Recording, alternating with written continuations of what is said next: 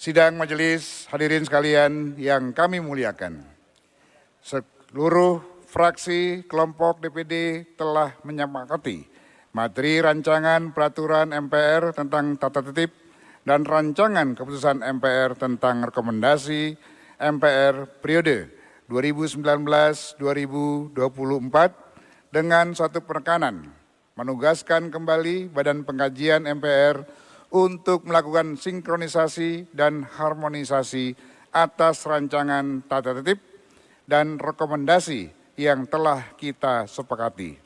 Dengan tidak lupa segera melaporkannya kepada pimpinan MPR sebelum akhir masa jabatan 30 September 2024. Apakah dapat disetujui? Terima kasih, untuk itu izinkan saya membacakan rantap rantusnya untuk mendapatkan persetujuan saudara-saudara sekalian untuk menjadi keputusan MPR Republik Indonesia. Rancangan Peraturan Majelis Permusyawaratan Rakyat Republik Indonesia nomor 1/9/MPR 2024 tentang tata tertib Majelis Permusyawaratan Rakyat Republik Indonesia.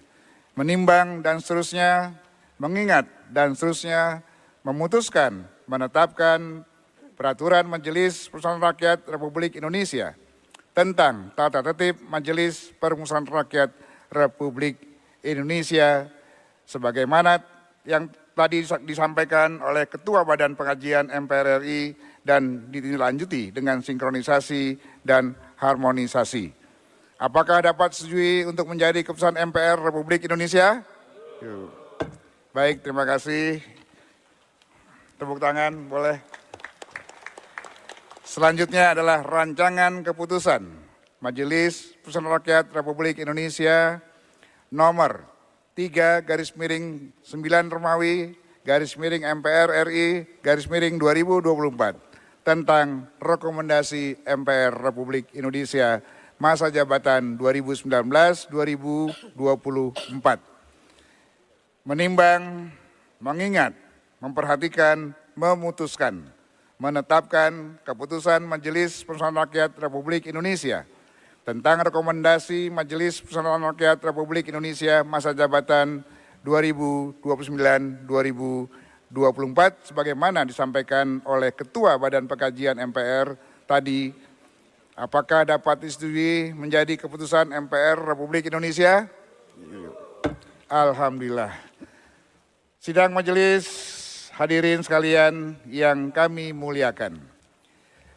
Selanjutnya sebagai bentuk pertanggungjawaban kita bersama dalam mengemban amanat rakyat Indonesia untuk melaksanakan wewenang dan tugas MPR sebagaimana tercantum dalam ketentuan pasal 4 dan pasal 5 Undang-Undang MD 3 serta pasal 5 dan pasal 6 Tata Tertib MPR, izinkan melalui sidang yang terhormat ini majelis menyampaikan laporan kinerja selama masa bakti 5 tahun kepada seluruh rakyat Indonesia sebagai pemilik kedaulatan tertinggi.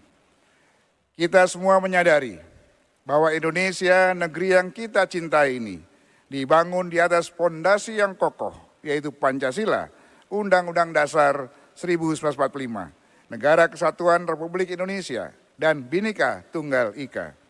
Pancasila adalah jiwa dan pandangan hidup kita. Ia mengajarkan kita untuk menghargai perbedaan, menjunjung tinggi nilai-nilai kemanusiaan, dan hidup dalam harmoni.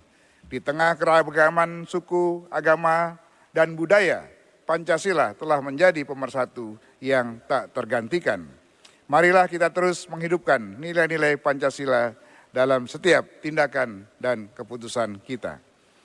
Undang-Undang Dasar Negara Republik Indonesia 1945 adalah konstitusi yang menjadi pedoman kita dalam berbangsa dan bernegara.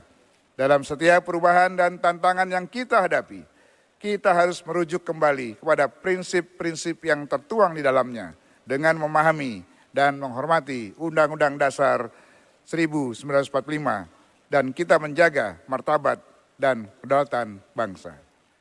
NKRI atau Negara Kesatuan Republik Indonesia adalah rumah bagi kita semua.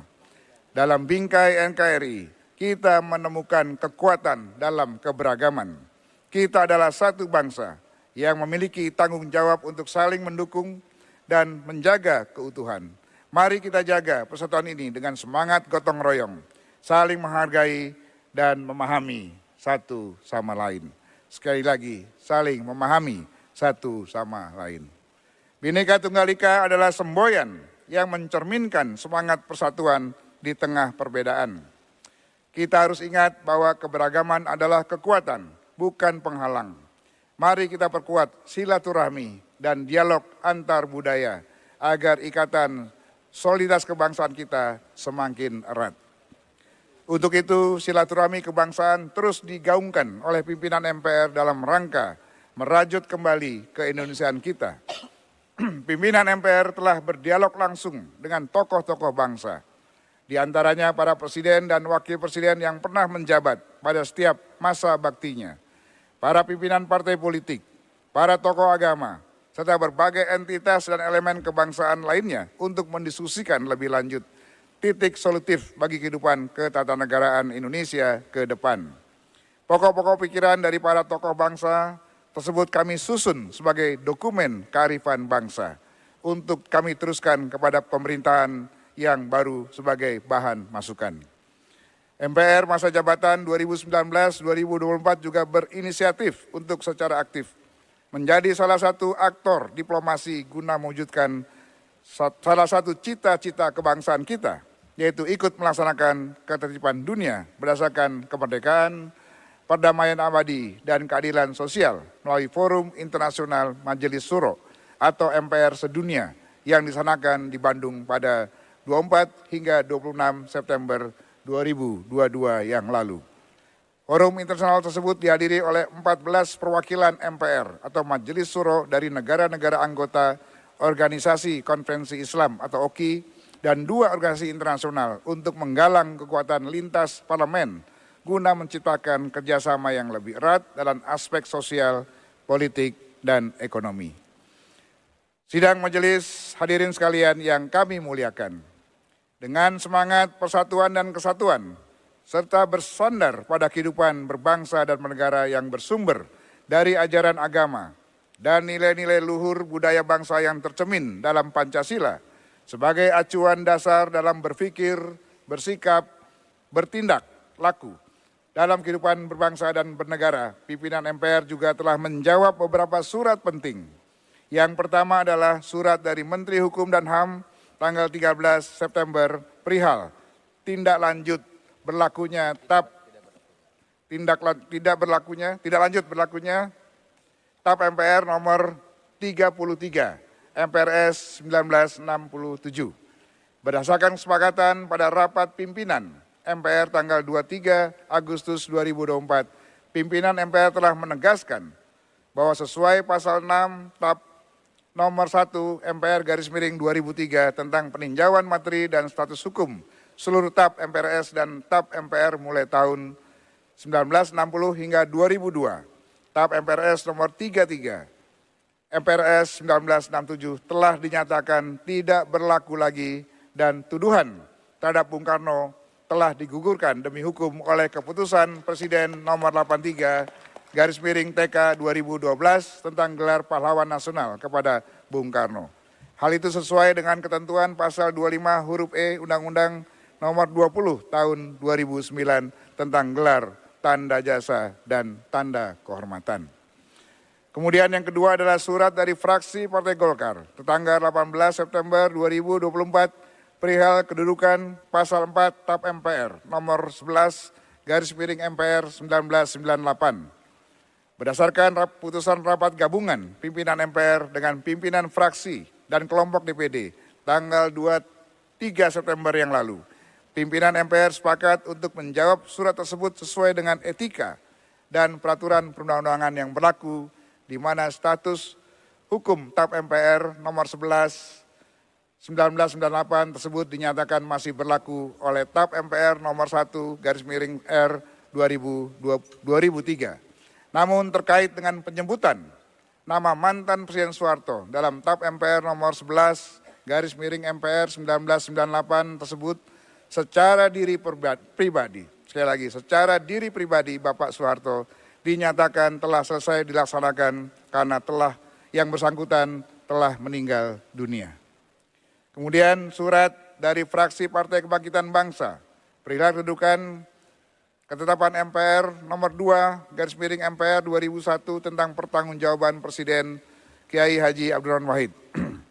Berdasarkan kesepakatan rapat gabungan MPR dengan pimpinan fraksi kelompok DPD pada tanggal 23 September yang lalu, pimpinan MPR menegaskan ketetapan MPR nomor 2/MPR 2001 tentang pertanggungjawaban Presiden Republik Indonesia Kiai Haji Abdul Rahman Wahid saat ini kedudukan hukumnya tidak berlaku lagi.